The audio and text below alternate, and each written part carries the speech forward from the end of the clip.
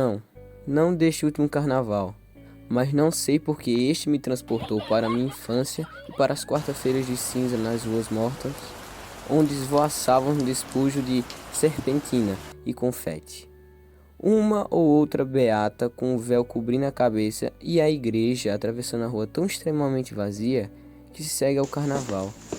Até que viesse o outro ano, e quando a festa ia se aproximando, como explicar a agitação íntima que me tomava? Como se enfim o mundo se abrisse de botão, que era grande rosa escarlate, como se as ruas e praças do Recife enfim explicassem para que tinham sido feitas, como se vozes humanas enfim cantassem a capacidade de prazer que era secreta em mim. Carnaval era meu, meu. No entanto, na realidade, eu dele pouco participava. Nunca tinha ido a um baile infantil. Nunca me haviam fantasiado. Em compensação, me deixavam ficar até umas 11 horas da noite à porta do pé de escada do sobrado onde morávamos. Olhando a vida, os outros se divertirem, duas coisas preciosas eu ganhava, então economizava-as. Com avareza para durante os 3 dias. Um lança-perfume, um saco de confete.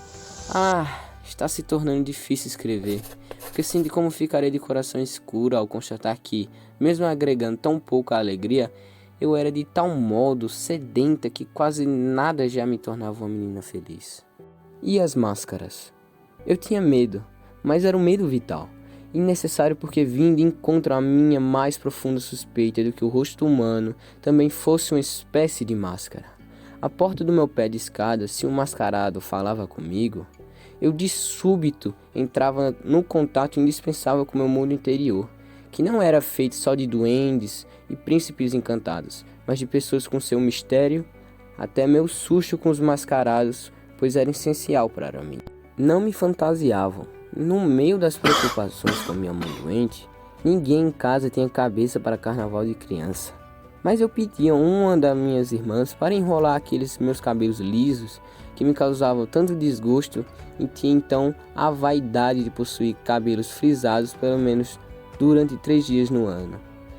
Nesses 3 dias ainda minha irmã acedia ao meu sonho intenso de ser uma moça. Eu mal podia esperar pela saída de uma infância vulnerável e pintava minha boca de batom bem forte, passando também ruge nas minhas faces. Então eu me sentia bonita e feminina, eu escapava da meninice. Mas houve um carnaval diferente dos outros, tão milagroso que eu não conseguia acreditar que tanto me fosse dado.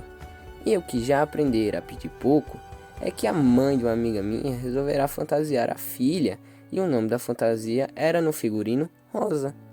Para isso comprará folhas e folhas de papel crepom cor-de-rosa, com as quais suponho pretendia imitar as pétalas de uma flor. Boquiaberta eu assistia pouco a pouco a fantasia tomando forma e se criando. Embora de pétalas o papel crepom nem de longe lembrasse, eu pensava seriamente que era uma das fantasias mais belas que jamais virá. Foi quando aconteceu, por um simples acaso, o inesperado. Sobrou papel crepom e muito, e a mãe de minha amiga, talvez atendendo o meu apelo mudo, ao meu mudo desespero de inveja, ou talvez por pura bondade, já que sobrará papel, resolveu fazer para mim também uma fantasia de rosa, com o que restará de material naquele carnaval, pois pela primeira vez na vida eu teria o que sempre quisera, ia ser outra que não eu mesma. Até os preparativos já me deixavam tonta de felicidade. Nunca me sentiria tão ocupada. Minuciosamente, minha amiga e eu calculávamos tudo. Embaixo da fantasia usaríamos combinação, pois se chovesse e a fantasia se derretesse, pelo menos estaríamos de algum modo vestidas. A ideia de uma chuva que de repente nos deixasse nos nossos pudores femininos de 8 anos, de combinação na rua, morreríamos previamente de vergonha. Mas Deus nos ajudaria, não choveria. Quanto ao fato de minha fantasia só existir por causa das sobras de outra, engoli com alguma dor meu orgulho que sempre fora feroz e aceitei humilde o que o destino me dava de esmola. Mas por que exatamente aquele carnaval, o único de fantasia, teve de ser tão melancólico? De manhã cedo, no domingo, eu já estava de cabelos enrolados para que até de tarde o frisado pegasse bem. Mas os minutos não passavam, de tanta ansiedade. Enfim, chegaram 3 horas da tarde.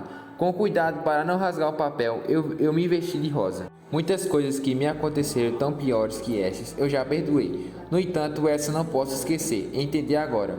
O jogo de dados de um destino é irracional, é impiedoso.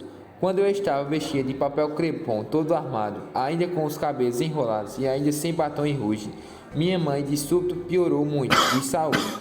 Um alvoroço repentino se criou em casa e mandaram-me comprar depressa um remédio na farmácia.